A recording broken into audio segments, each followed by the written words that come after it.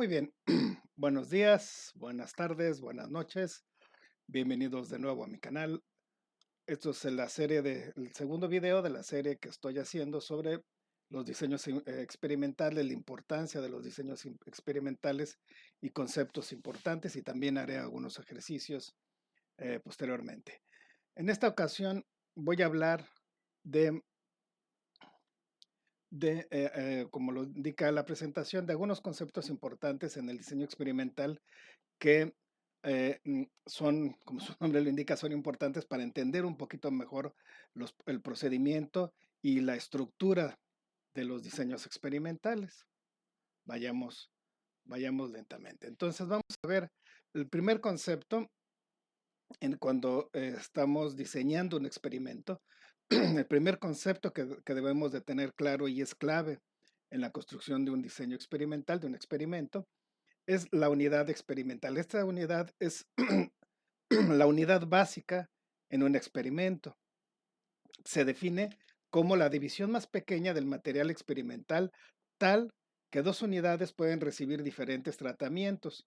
Es la unidad física o entidad más pequeña a la cual se le aplica un tratamiento. Es el espacio físico en el cual ya no se puede dividir o ya no lo, o no es pertinente ya dividirlo, y en el cual vamos a aplicar un tratamiento.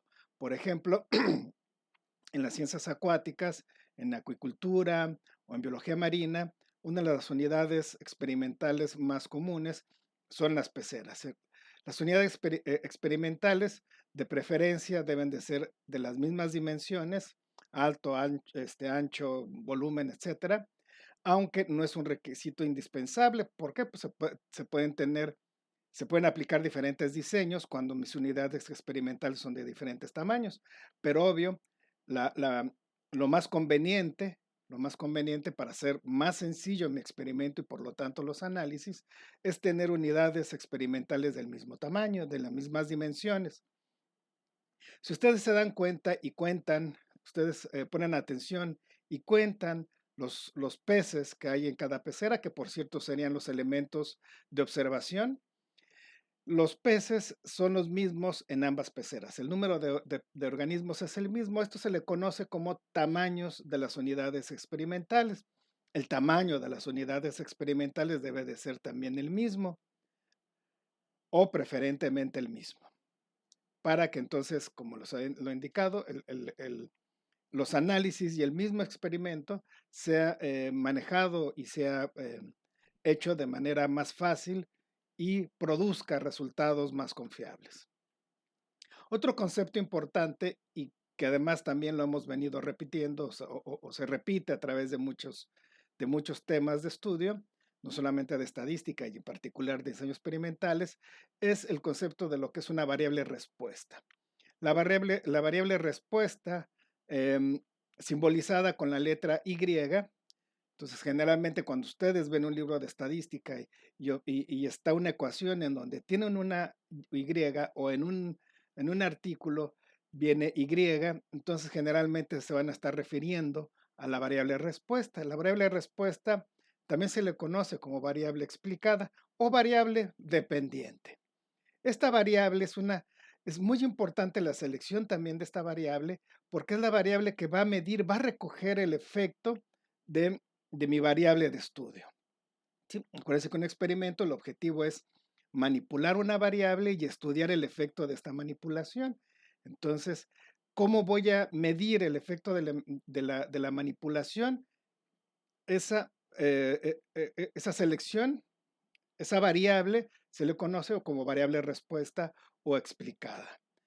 Pueden ser, puede ser una variable cualitativa o puede ser una variable cuantitativa. Por ejemplo, si estamos probando diferentes dietas en el crecimiento de peces, por ejemplo, entonces una variable dependiente podría ser, una variable respuesta puede ser la longitud de mis peces o el peso de mis peces. Sí, esa sería una variable cuantitativa. Si bien también puede haber una variable respuesta cualitativa, por ejemplo, si estoy aplicando diferentes em, tratamientos que pueden producir dolores, diferentes intensidades de dolores, como viene en la imagen de la derecha, entonces puedo categorizar los diferentes niveles de dolores y entonces esa sería mi variable respuesta y en este caso sería cualitativa, ¿no? Entonces, si me pego un martillazo, pues cuánto me duele en comparación con un alfiler, que me pico con el alfiler, ¿no? No, ojo, eso no lo hagan en su casa. Bien. Otro concepto importante y otra variable importante es factor, el factor de estudio o hay diferentes tipos de factores. Está por un lado el factor de estudio, que es mi variable independiente o explicativa, em, objeto, ¿no? Objetivo, es la que voy a manipular para conocer el efecto en mi población. Entonces, un factor se le conoce o se le define como un proceso que puede influenciar los resultados bajo estudio. No necesariamente son los tratamientos. También puede ser una variable cualitativa o una variable cuantitativa. Entonces, el factor es la variable independiente que se le conoce con la letra X. La naturaleza de las variables, tanto de la variable respuesta como del factor, son muy importantes. La selección de ambas es sumamente importante. Generalmente en un experimento lo que queremos encontrar es si existe una relación entre ambas variables y cómo se da esa relación, es lo que vamos a describir posteriormente y vamos a analizar. De la naturaleza de ambas variables depende el modelo estadístico que utilice para el análisis. Entonces, algo bien importante, seleccionar no solamente mi variable respuesta que va a recoger el efecto de mi factor, sino también, obviamente, qué factor voy a estudiar. Hay diferentes tipos de factores. Están los factores que son objeto de mi investigación, ¿sí? Que se les conoce generalmente como factores de estudio. Y también están los factores que no necesariamente son el objetivo de mi análisis, pero que están ahí y que pueden influenciar el desarrollo de mi experimento y por lo tanto los controlo, ¿no? Por ejemplo, en biología o en acuicultura, en las ciencias acuáticas, yo debo de controlar, si mi factor de estudio no es la temperatura, por ejemplo, son las dietas, yo debo de controlar la temperatura, la salinidad, el oxígeno disuelto, etcétera, para que entonces eh, yo mida el efecto solamente de mi factor de estudio. Otra parte importante son seleccionar los niveles o identificar los niveles de mi factor o de mis factores, de mi factor de estudio o cualquiera de los otros tipos de factores. Algunas veces se les conoce como factores de confusión porque si no los controlo pueden traer ruido, lo que hablábamos en el primer video. eh, si no se controlan los factores de confusión, lo que va a pasar es que va a haber mucho más ruido en mi sistema y no voy a tener información adecuada que me permita contrastar mis hipótesis. Bueno, los niveles se les define como intensidad o magnitud que asume o se establece en un factor. Ojo, tampoco no necesariamente son los tratamientos, aunque pueden ser los tratamientos.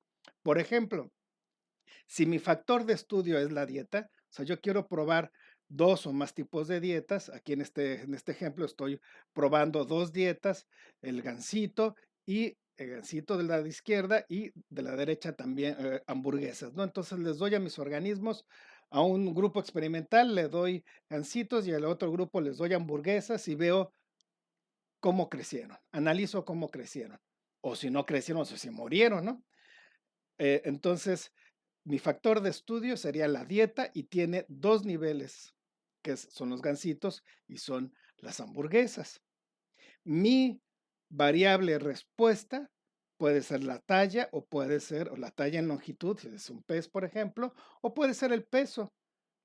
Si este experimento se hace en humanos, pues la talla se puede medir por la circunferencia de nuestra pancita o alguna otra variable, peso, por ejemplo, alguna otra variable que se pueda utilizar para medir el crecimiento. Bueno, cuando solamente tengo un factor de estudio, entonces los niveles de este factor de estudio son mis tratamientos estadísticos. Bueno, ya me estoy adelantando. Por ejemplo, también si hago un experimento para ver de lo que pasa en machos y hembras, bueno, pues entonces mi factor de estudio es el sexo y mis niveles son machos y hembras. Los tratamientos.